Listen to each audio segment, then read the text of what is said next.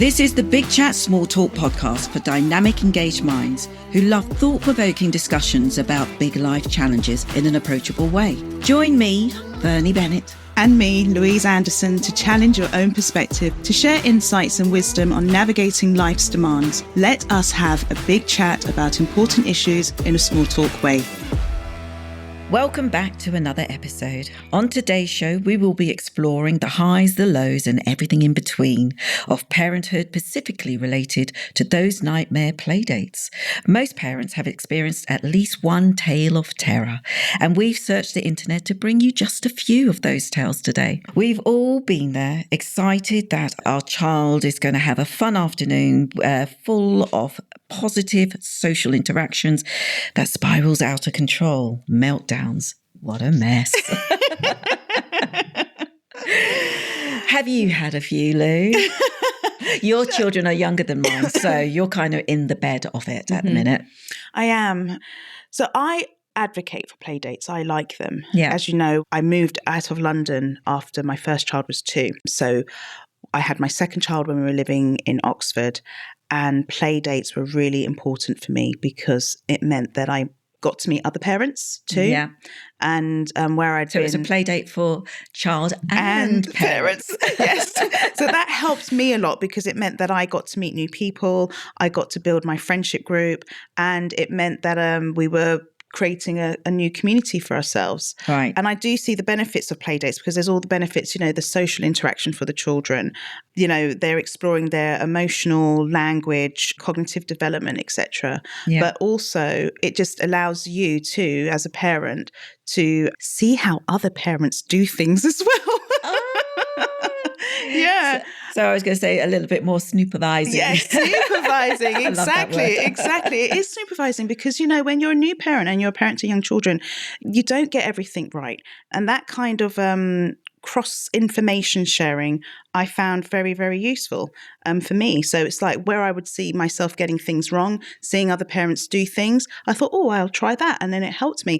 Also at the same time as well, it was also great to see that I was not the only parent having issues and problems with my children. It creates a kind of a peer group, support group almost, when you've got people who understand exactly what you're going through, with your struggles, and you don't feel like you're on your own and you're doing it all wrong. Oh, yeah.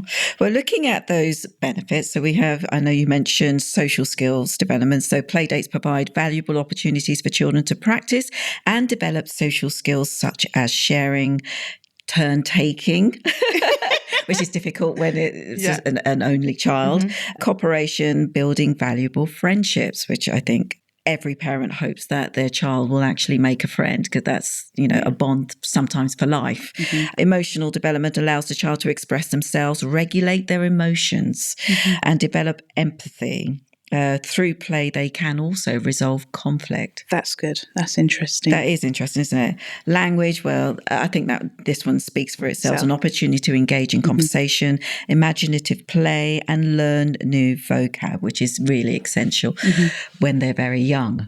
So there are loads of benefits to play dates, which is why you would go down that route, but they don't always work. They don't. You get the payday politics. That's what I call it. So we did kind of scurry the internet. We did. Have you got a tale there that you're going to enlighten us about? So I found a story about play dates being one-sided, and I've had this experience as well where I'm always the one putting on a play date, and certain parents, it's never reciprocated. So this one said here, play dates always seem one-sided for us. My children have friends over for tea and a play, but the offer is never received back to the friend's house. It's something that really bothers me and makes me not want to carry on having play dates. Okay, so this was a one-sided play date. So I know exactly what you're talking about in that situation, because that's happened to my kids as well, where we've had kids over, but it's never reciprocated. And from the child's perspective, they want to go over to their friend's house. But, I'm going to be an even balance on this one. Maybe they feel like their house isn't presentable and that's why they don't. So do we cut the child off because the parents don't feel like their house is off a standard or whatever to have friends over? Because sometimes it's is that that's a good point. house proud. Sometimes it's just that they're working and this is an opportunity for them to have a break. So having their child go out allows them to have that break. So it can feel like it's not a great thing and it's one-sided. I know I do myself have a little bit of a rule where if they're kind of just friends and it's always at our house, I will go 2 or 3 times, but after that, there won't be another invite until it's on your side. So I don't know, is that much of a nightmare or is that just it's just a bugbear. It's not a nightmare. It's a bit of a bugbear because you just kind of like think it would be nice to have it reciprocated, especially like you just said, sometimes parents use a play date for their child as a bit of time off. Yeah. I also would like a bit of time off too, But I don't fester on it. I'm not going to take it personally. At the end of the day, it's about the child's experience and that's the most important thing. So I've got one here that says, remind me not to invite this child again. That sounds really bad, doesn't it? It's a really lovely headline there. I invited a child over to play with my son. And when he arrived, his mother followed him straight in and made herself at home. I was working from home that day and thought the play date would occupy my child sufficiently to allow me time to catch up on a backlog of work. What would you do in that situation? Because I know sometimes you work from home. That is awkward. She says that's awkward. That is really awkward. Now, if I was working from home, I think what I would try to subtly say is, initially, if they do walk in, I say, would you like a cup of tea? Take that opportunity to maybe say, have a cup of tea. I'm just stopping for a tea break myself and I have a meeting in about 10, 15 minutes. That's the only way you can do it, really, isn't it? Head them out. Yeah, exactly. But then if it's at the weekend, what do you do? It's a bit trickier, isn't it? It just depends on how you're feeling at the time. If I have got something to do, I will notify them and say I've got something to do or something's happening. I think it's rude. It is rude. It is. But what do you do? Rude. Yeah. But there is a little bit to be said about if it's the first play date and the age of the child as well, that a parent might want to come, see the setting, see how you live and where their child is going to be, who else is in the household. These are safety sort of checks, I would say. So that, I would say, is a go. If it's the first play date, if it's 3, 4, whatever play dates down the line, I think they need to be told.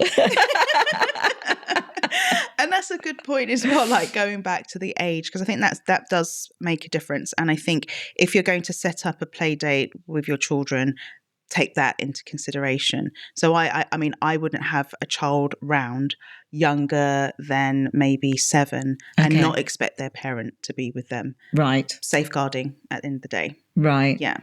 Yeah. Because, you just have to be careful. But it depends also on the relationship you also have with the parents. I think that because is key. Once you have a good relationship with the parents, like in my situation, I made really good friends in that kind of social group with my children.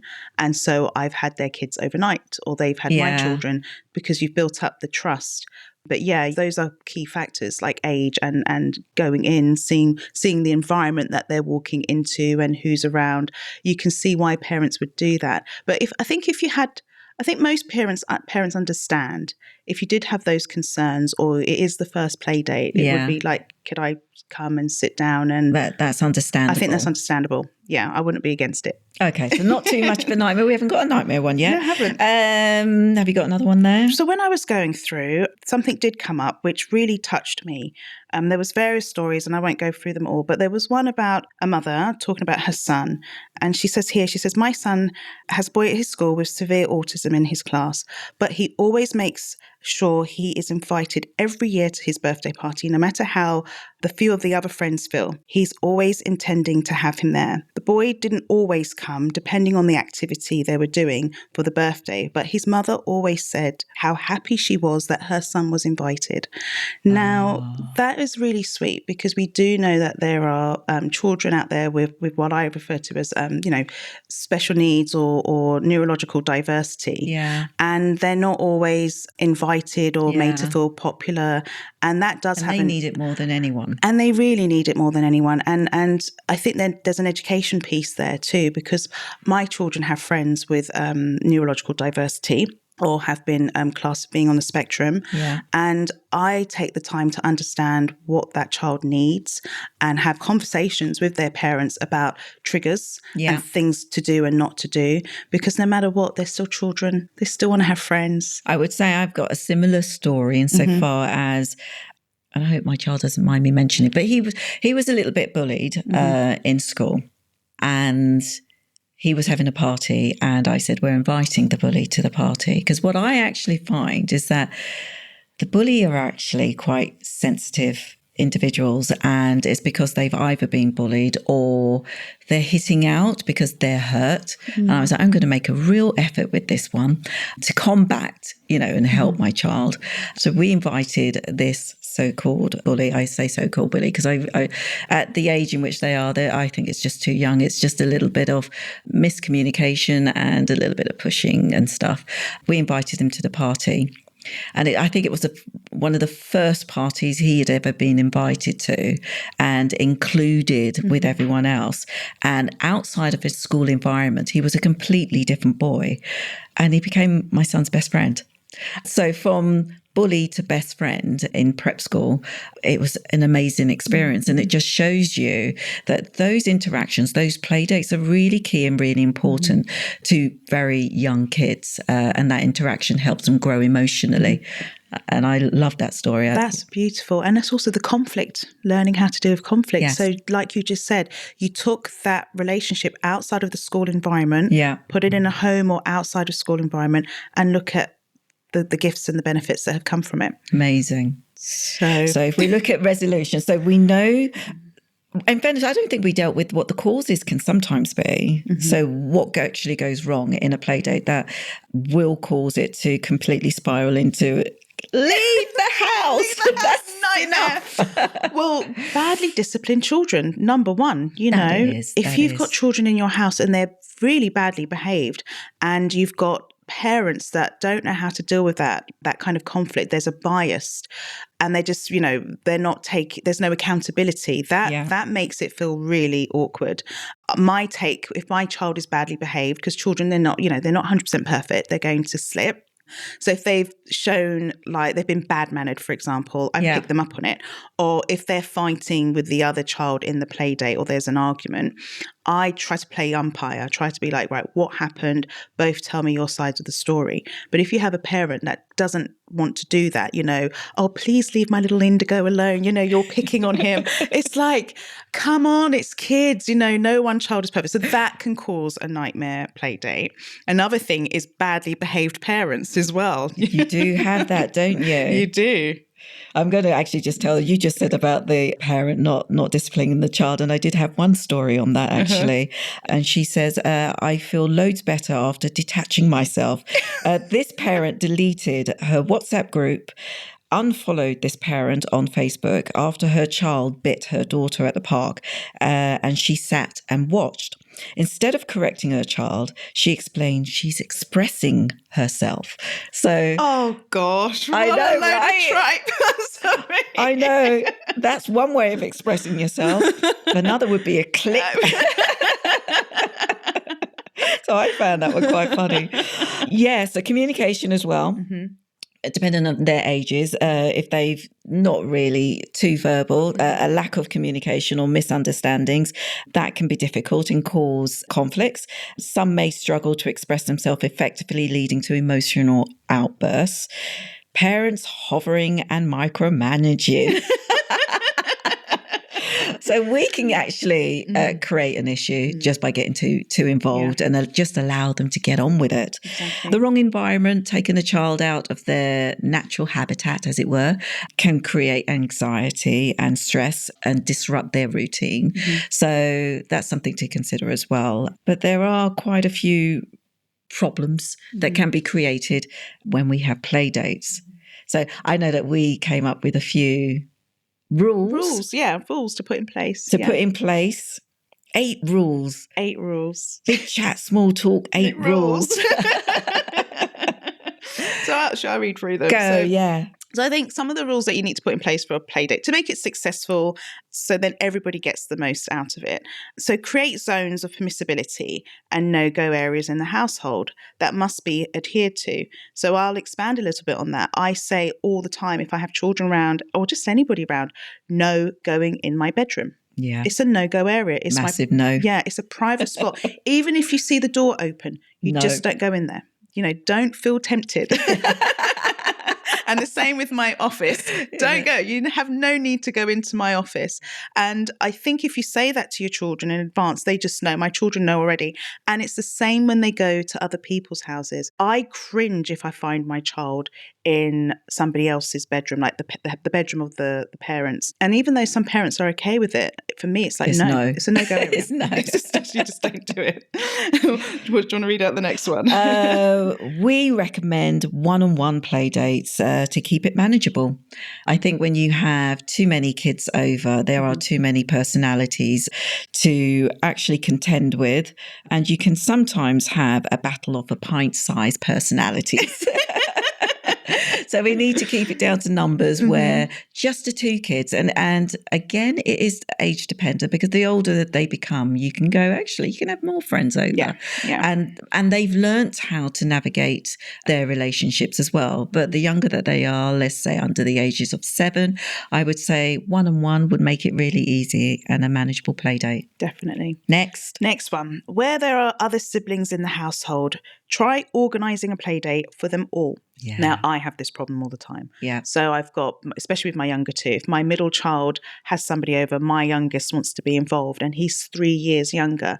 And then he's always left out and kicked out. And I always hear, we don't want you in here. Oh. And then he comes down crying, and then you feel so sorry for him. And then I then make probably a social mistake of going upstairs and saying, let your brother. You cannot and I can't. do that. I know, but then my heartstrings, I'm seeing him crying. So this is a really good one, I think. If you're going to have siblings there, set up a play date for them all. So number 4, if it is a drop-off date, make it clear from the outset.